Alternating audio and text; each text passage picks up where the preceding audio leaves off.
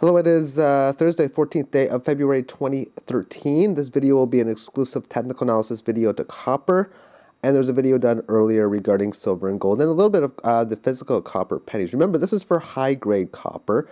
So when you're looking at your pennies, some of them may not be in the greatest of condition, may not be worth exactly what you see within these charts.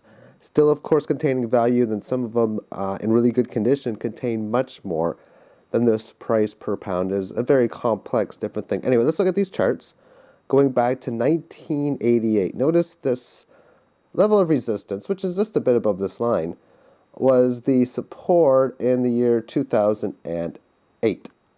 Hit on 1, 2, 3, and I'm sure even multiple times before. In fact, I'm really curious to know what the price was in 1980. After all, price would probably have gotten high enough for the United States got off of copper, their pennies, for a reason.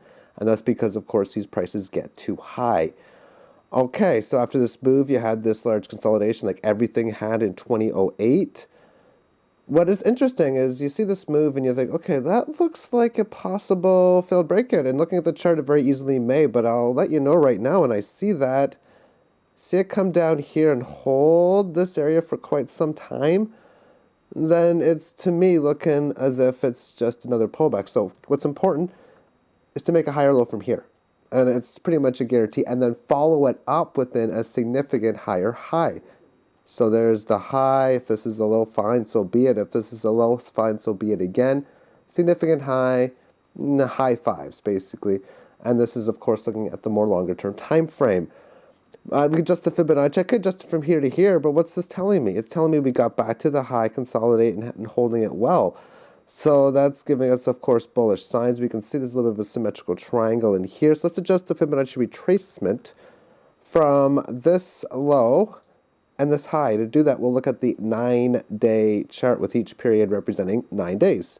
So there's that low, there's the high. And a little bit of support found up here, so above on 2 occasions within this level, and then major consolidation within this area right now. More often resistance support is tested, the more likely it is taken out.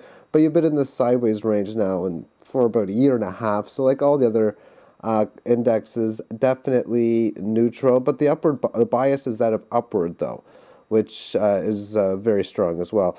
And it's like that with all of them, especially when you throw in the fundamentals of how fiat currency is created and thus the usuality that markets go up as long as the asset class can stand the test of time.